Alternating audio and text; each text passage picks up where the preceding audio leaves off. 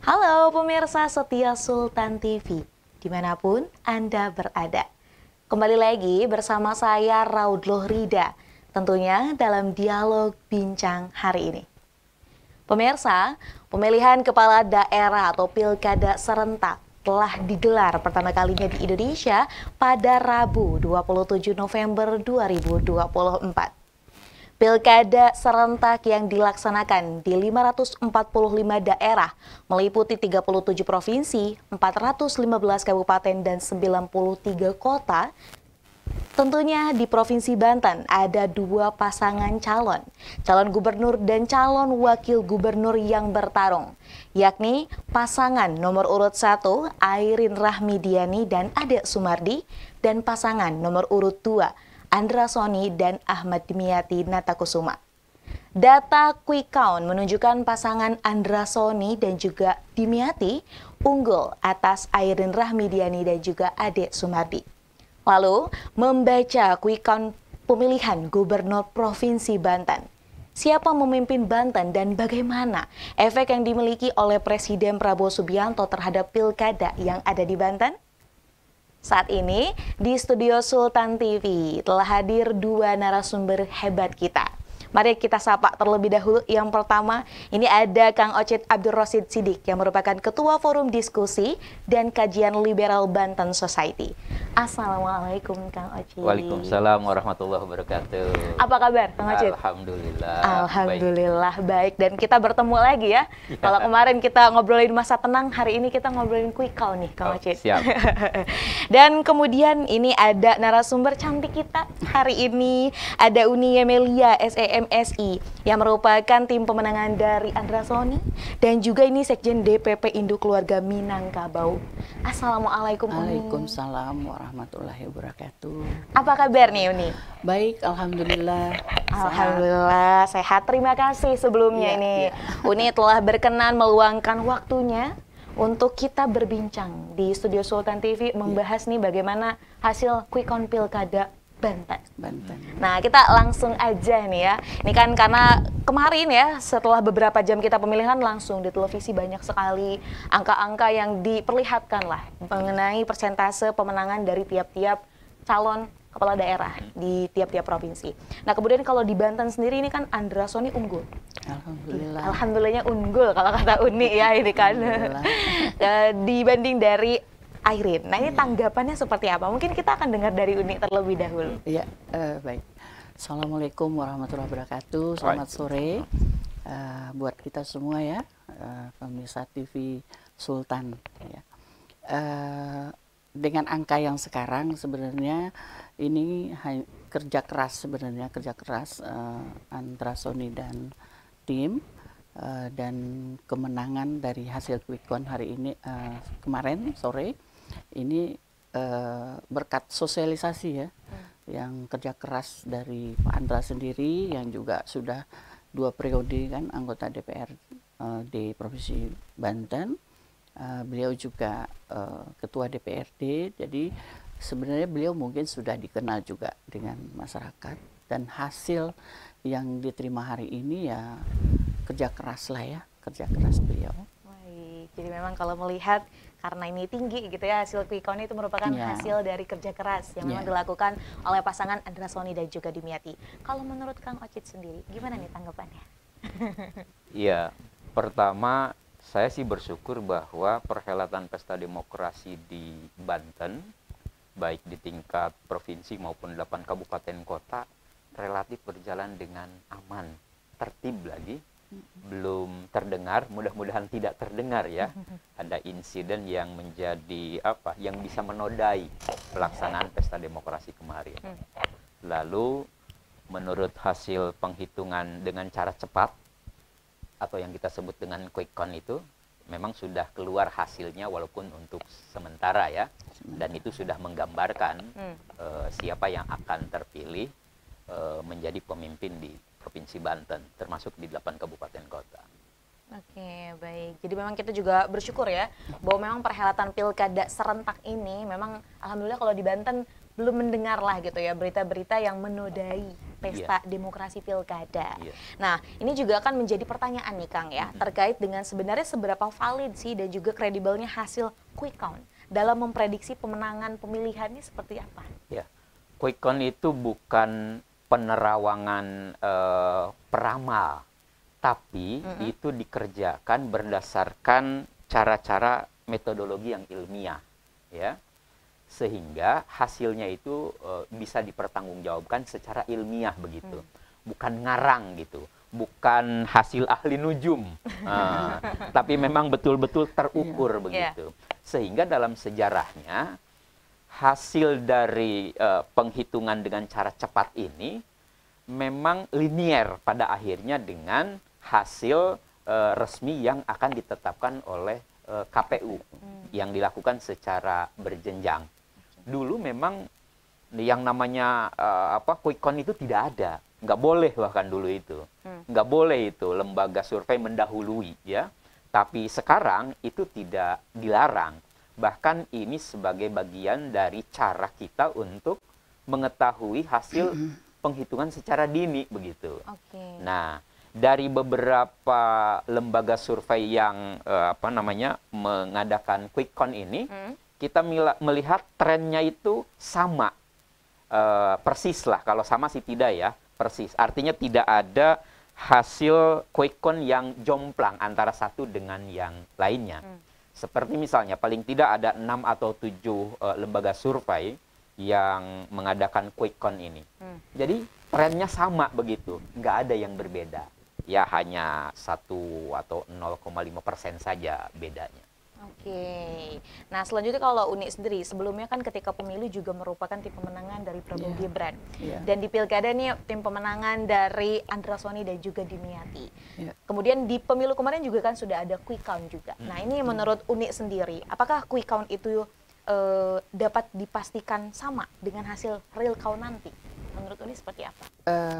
Kalau waktu pilpres kan mendekati ya, hampir mendekati ya dengan hasil final KPU.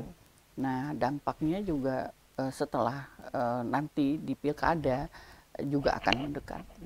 Berarti emang tidak jauh beda seperti efek itu dari kemarin dari pilpres dan sekarang juga pilkada mungkin bukan hanya Banten kali ya yang hasil dari quick count itu sendiri ya memang mendekati sama dengan hasil KPU seperti itu. Lalu bagaimana nih Uni respon dari Pak Andra Soni sendiri? Ini kita mau dengar nih dari tim pemenangannya. Ya alhamdulillah ya, karena semuanya kan ini amanah ya. Apapun yang untuk Pak Andra maju semuanya kan atas rekomendasi, atas persetujuan dari Bapak Prabowo, Bapak Presiden Republik Indonesia, dan ini tanggung jawab ini atau amanah ini dikerjakan dengan sungguh-sungguh oleh Pak Andra, dan Pak Andra membuktikan itu dengan tim yang solid, dengan mungkin dukungan-dukungan dari partai pendukung juga, hasilnya ya yang seperti kita lihat sekarang. Jadi memang merupakan sebuah amanah ya. Kalau dari Kang Ocit sendiri, ini kan setelah hasil quick count muncul ya, ini dari pihak rivalnya atau dari kubu Bu Airin lah seperti itu ya. Ini ada juga statement yang menyampaikan bahwa ini ada sebuah anomali seperti itu. Hal-hal yang memang ini sepertinya ada satu hal yang mungkin dirasa kurang serak lah seperti itu. Tanggapan Kang Ocit sendiri atas statement itu seperti apa? Iya. Atas sebuah hasil quick count, sebetulnya masyarakat itu terbagi pada 2 sikap. Pertama, bagi para pengusung dan pendukung calon yang menurut quick count itu suaranya paling banyak, hasil quick count itu pastinya akan dibenarkan, akan didukung begitu. Tapi bagi sebagian yang lain, tidak salah juga andai mereka masih memiliki harapan-harapan dengan statement misalnya ini penghitungan baru berdasarkan quick count, tapi kita tunggu hasil realnya begitu. Itu sesuatu yang wajar sebetulnya. Cuma dari pengalaman, dari pemilu ke pemilu, dari pilkada ke pilkada, biasanya ya prediksi hasil penghitungan berdasarkan quick count itu pada akhirnya itu linier dengan hasil penghitungan suara yang dilakukan oleh KPU. Nah, berkaitan dengan anomali yang tadi ditanyakan, sebetulnya tidak juga sih, karena kita ini kan tidak bisa membaca politik itu, peta politik itu secara kasat mata, tetapi ada banyak variabel yang menentukan seseorang itu menjadi yang terpilih. Nah, misalnya di Provinsi Banten, pasangan Andra Soni dan Dimyati ketika ternyata menurut quick count itu adalah pasangan yang terpilih, bukan sesuatu yang tidak masuk akal, tapi memang ada faktor pendukung yang menyebabkan mengapa kemudian mereka menjadi yang terpilih. Gitu. Oke, baik. Jadi memang ini ada banyak faktor mendukung yang ini juga perlu ditelaah kembali seperti itu. Dan kalau kita bicara real count, quick count gitu kan ya, setuju sekali dengan statement Kang Ocit bahwa memang kan ini bukan berdasarkan sebuah tebak-tebakan belaka ya. Iya, benar. Tapi memang ada indikator yang telah disusun oleh tim perencananya tentunya dalam mempublikasikan hasil tersebut. Nah, kemudian ini langkah selanjutnya yang memang akan dilakukan oleh tim pemenangan Andra Soni ini apa nih, Uni? Ya, kita pasti nunggu pengumuman resmi dulu ya. Tentunya Pak Andra Soni sebagai gubernur dan Pak Dimyati sebagai wakil sudah membuat rencana besar yang mana apa ya, visi misinya kan sekolah gratis, tidak korupsi ya kan. Nah, mungkin hal itu akan dimulai. Insya Allah ke depan Banten tentunya akan lebih baik. Oke, baik. Harapan masyarakat semuanya tentunya kita ingin Banten ini menjadi provinsi yang maju seperti yang itu. maju, Bukan hanya bualan lah ibaratnya, tapi ini juga akan dapat direalisasikan. Nah, kemudian ini kita kalau bicara tentang pilkada di tiap-tiap provinsi ini kan punya power-powernya juga nih, pemimpin-pemimpin nasional lah ibaratnya. Begitupun dengan Pak Prabowo Subianto yang juga selain sebagai presiden, ketua dari Partai Gerindra seperti itu, yang memang mendukung jor-joran lah ibaratnya nih ya dari pasangan Andra Soni dan juga Dimyati. Ini tanggapan dari Kang Ocit sendiri, ini seperti apa? Ya, kita tahu di awal ketika deklarasi pengusungan pasangan ini, itu kan dilakukan oleh beberapa partai politik yang tergabung dalam Koalisi Indonesia Maju, kalau di tingkat pusatnya. Kalau di Banten waktu itu ralat kalau saya salah Uni, itu Koalisi Banten Maju kalau tidak salah ya, yang pada saat itu tidak di luar prediksi orang, ternyata kawan-kawan partai politik yang tergabung dalam KBM ini kemudian mengusung pasangan Pak Andra Soni dan Pak Dimyati. Nah, itulah kenapa kemudian ketika per hari ini pasangan ini menjadi yang terpilih, itu kan tidak terlepas dari gerakan mesin politik yang merupakan gabungan dari beberapa partai politik ini. Kita masih ingat waktu itu, beberapa hari sebelum masa pendaftaran ke KPU, nyaris Banten itu kota kosong ya, sampai segitunya itu. Ketika waktu itu saya masih ingat, 3 hari sebelum hari pendaftaran, sebelum MK mengeluarkan putusan mengurangi ambang batas pendaftaran. Nah, itulah mengapa kemudian pada saat diturunkan dari 20% perolehan kursi kemudian menjadi setara dengan jalur perseorangan 7,5 kalau tidak salah, dan itu memungkinkan partai politik yang tersisa dalam hal ini PDIP itu bisa mengusung calon walaupun tanpa melakukan koalisi.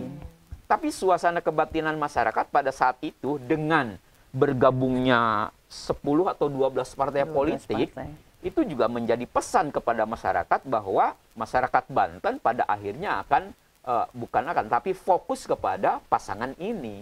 Begitu. Sehingga kemudian pada saat itu untungnya hajat di Provinsi Banten itu nggak jadi lawan kota kosong. Saya sendiri itu merasa khawatir juga kalau pada akhirnya uang yang begitu besar untuk pesta demokrasi, bila kemudian pada akhirnya pesta demokrasi ini hanya diikuti oleh calon tunggal melawan kota kosong, nggak asik juga begitu. Nah, makanya kemudian dengan adanya keputusan MK itu memungkinkan Bu Airin yang berpasangan dengan Ade Sumardi untuk menjadi kompetitor dari pasangan Pak Andra Soni dan Pak Dimyati ini. Oke, baik. Kalau tanggapan Uni sendiri, seperti apa? Berkenaan dengan tadi ya Pak Prabowo yang memang dari koalisi Indonesia Maju yang akhirnya juga ini mendukung Andra Soni dan juga Dimyati yang memang terafiliasi dalam koalisi Banten Maju. Iya, jadi Banten itu kan hampir sama ya sama pusat ya. Ini gerakan dari partai sendiri kan juga masif. Jadi kalau dulu waktu kemarin waktu Pilpres kita melihat dari presentasi partai yang pemenang legislatif sebenarnya kan sudah bisa dihitung sebenarnya, tinggal sosoknya kan gitu. Nah Banten juga begitu sebenarnya, kalau dari pemenang pemilu sebenarnya Andra Soni itu udah unggul dengan Dimyati ya kan, tinggal elektabilitas waktu itu. Nah dukungan-dukungan partai dan tim yang turun ke bawah itu membuat kemenangan dan sosok seorang Prabowo juga itu membantu, sangat membantu.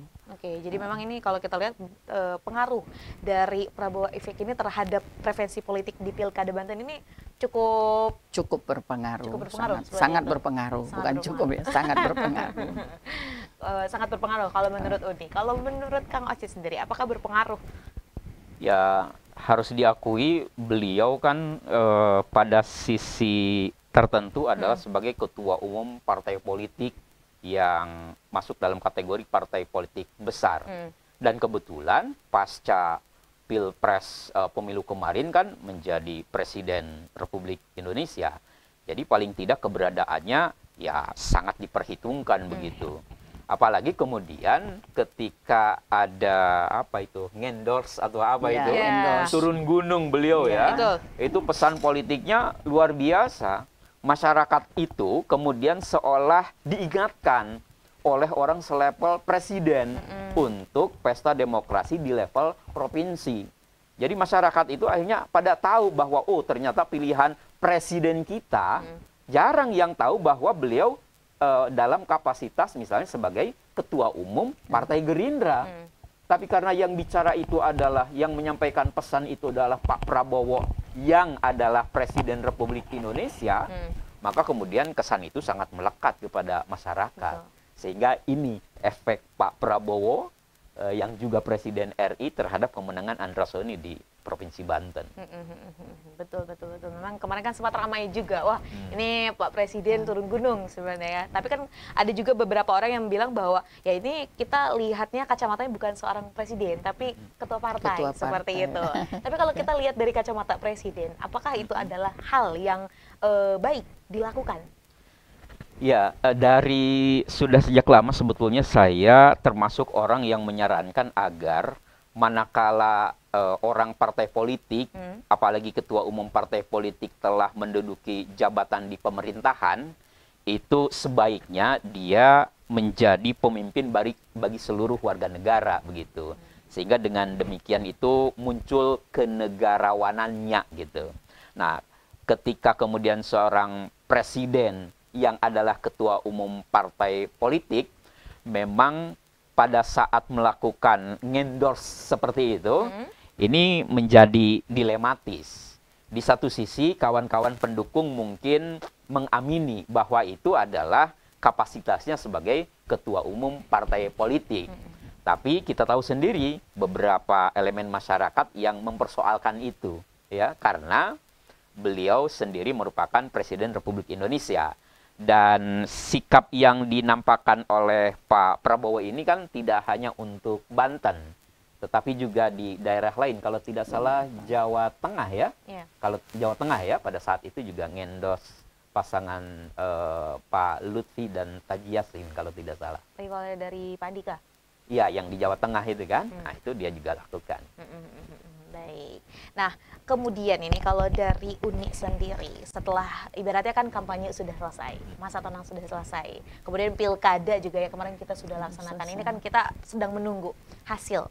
Ini apakah ada hal yang memang akhirnya menjadi sebuah bentuk evaluasi lah yang dilakukan oleh tim pemenangan dari Adrasoni dan juga Dimyati? Intinya kalau memang Allah sudah memberikan amanah ya, tentunya kita evaluasinya bagaimana Pak Andra bekerja dengan baik, dengan aman, tentunya untuk kesejahteraan masyarakat Banten, dan kita bersatu semua, tidak ada lagi kubu ini kubu itu ya. Kita bersatu untuk membangun Banten, jadi tidak terpecah ya. Kemarin kita dalam pertandingan itu kan biasa kalah dan menang, tapi kalau sekarang kalau memang sudah diputuskan Pak Adrasoni jadi pemenang dalam Pilkada Banten, ya semua kita bersatu saja karena kita bersaudara gitu, untuk membangun Banten yang lebih baik. Kan punya potensi semua ya. Betul. Dari pihak 01 juga bagus-bagus, bisa 02 bagus-bagus, ya sudah. Sekarang sama-sama digabungkan, kita bersatu, ya kita sama-sama membangun Banten. Baik. Pasti Pak Adrasoni juga punya niat yang begitu. Baik. Kalau seperti itu, ini kan kita punya satu visi, bagaimana ini mewujudkan Banten yang maju lah ibaratnya. Sosok pemimpin apa sebenarnya yang memang perlu, sangat amat diperlukan untuk Banten? Banten itu kalau Uni kan sudah berapa lama ya, hampir 23 tahun di Banten sebenarnya Banten merdeka ya, 2001. Jadi kepemimpinan pertama di Banten itu harus tegas ya. Tegas itu dalam arti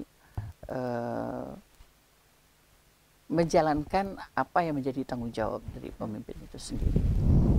Merakyat itu ya tahu apa keluhan masyarakat. Nah, Banten ini kan masyarakat adat, ulama. Jadi kita berangkat untuk membangun Banten itu ya dari budaya yang ada di Banten. Itu harapannya ke depan itu. Jadi untuk membangun Banten itu mungkin Pak ini juga setuju bahwa kita bergerak di kebudayaan ya selama ini ya, pemerhati budaya, terus bagaimana birokrasinya memperbaiki diri, evaluasi supaya semua apa yang menjadi pekerjaan daripada eksekutif itu dijalankan dengan baik dan benar. Saya yakin Pak Andra akan melakukan itu. Selanjutnya ini untuk Kang Ocit. Ini kan juga selaku pengamat juga nih ya, bagaimana ini melihat hal atau kendala lah ya, memang ini seringkali masih dialami oleh Provinsi Banten untuk mencapai kemajuan. Ini kan ada banyak tantangan. Nah ini kiranya apa? Ya, diawali oleh kampanye yang kita yakini sebetulnya masing-masing pasangan calon itu punya visi, misi, program yang bagus dalam rangka mensejahterakan masyarakat. Kan ujungnya itu. Betul. Yang jadi persoalan itu sebetulnya adalah political will. Jadi maksud saya begini, dengan bagusnya program dari kedua pasangan calon, sejatinya tidak ada yang salah dengan program mereka.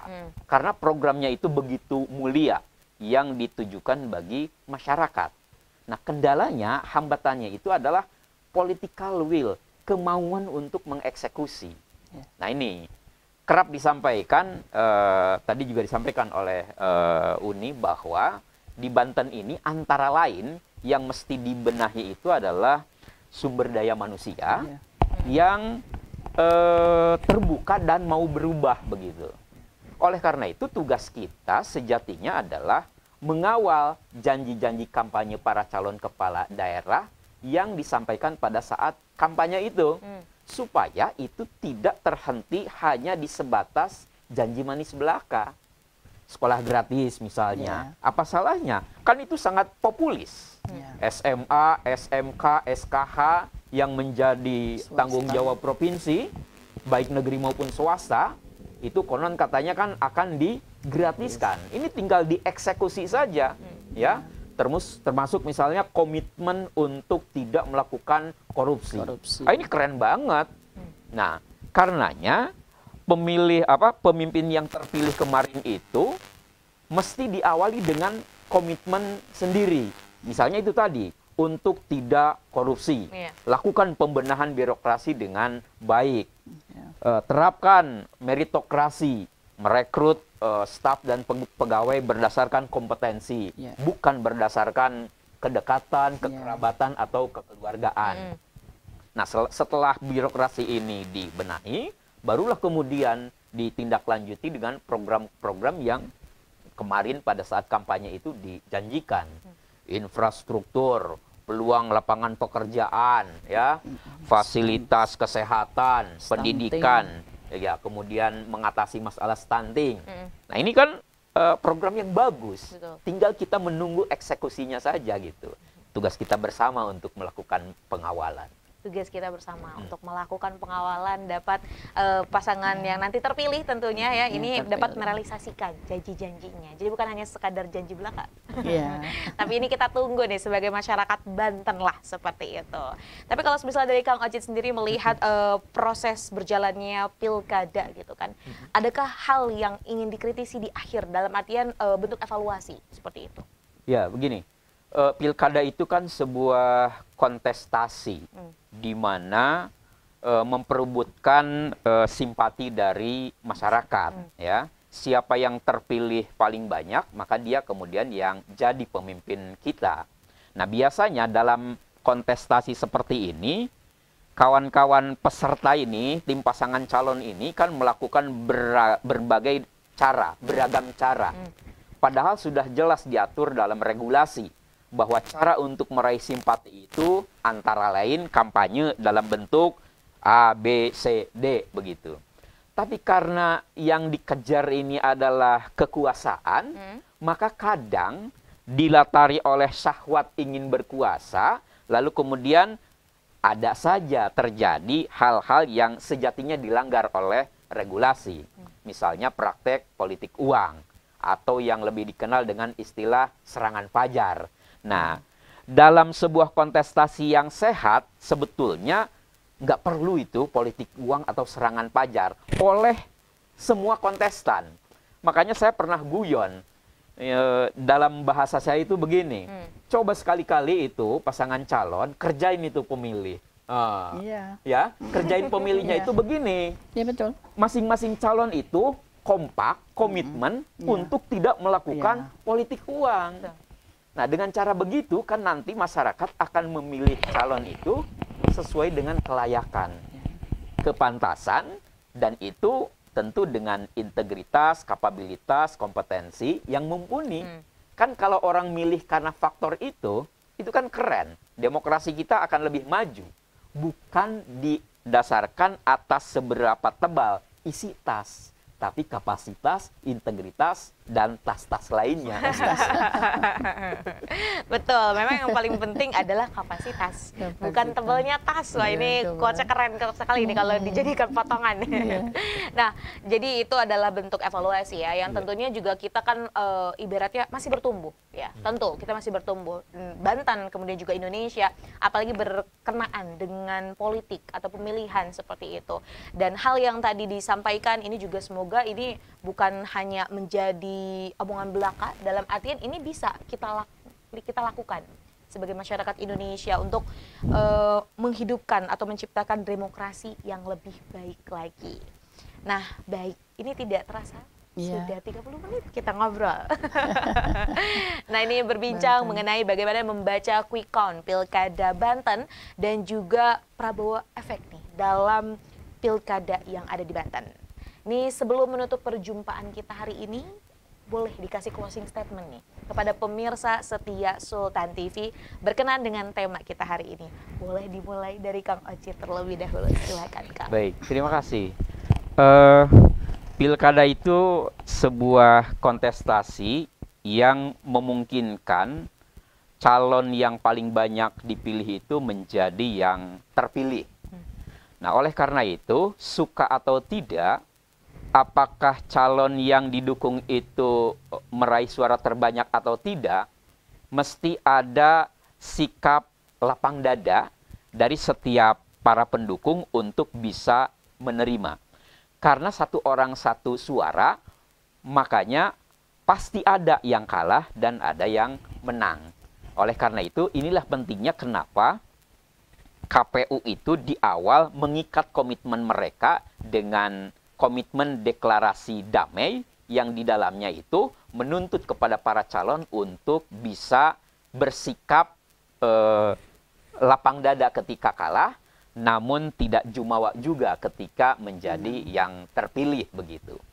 Nah, kemarin kontestasi sudah berakhir, hasilnya sudah bisa kita lihat, tentu saja semua pihak harus bisa menerimanya. Sehingga dengan begitu, semua kembali lagi menjadi warga negara Provinsi Banten yang kemudian memiliki pemimpin baru, dan diharapkan mereka yang menjadi pemimpin baru ini menjadi pemimpin kita semua. Bukan hanya menjadi pemimpin yang memilihnya saja, tetapi menjadi gubernur dan wakil gubernur seluruh warga masyarakat Provinsi Banten. Baik. Selanjutnya Ya. dari Uni, silahkan Ya. untuk memberikan closing statement. Iya, jadi untuk Banten ke depan tentunya kalah dan menang itu hal biasa, karena bukan jadi pemenang aja untuk melakukan apapun, ya kan, dan dihimbau kepada masyarakat Banten untuk kita bersatu untuk membangun Banten dari manapun kita berada. Kita mulai dari sekarang untuk berbenah. Mungkin itu saja. Terima kasih Uni dan juga Kang Ocit ya, ini makasih. atas closing statementnya berkenaan dengan tema kita hari ini. Terima kasih, semoga sehat dan sukses selalu. Makasih. Kita akan Makasih. menantikan gebrakan-gebrakan selanjutnya ya. Insya Allah, insya Allah, insya Allah. Dan tentunya jangan kapok ya untuk datang ke Sultan TV. Iya, pasti. Ya, insya Allah. Sultan Baik. TV maju ya. Amin. Iya, Kita iya. tutup perjumpaan kita hari ini. Pemirsa setia Sultan TV dimanapun Anda berada. Demikian perbincangan kita hari ini bersama Kang Ocit Abdul Rosid Sidik yang merupakan Ketua Forum Diskusi dan Kajian Liberal Banten Society. Dan Ibu Yemelia yang merupakan relawan dari Andra Soni dan juga Dimyati. Membahas mengenai membaca quick count Pilkada Banten dan Prabowo Efek. Semoga apa yang tadi kita perbincangkan dapat bermanfaat dan juga berkelanjutan.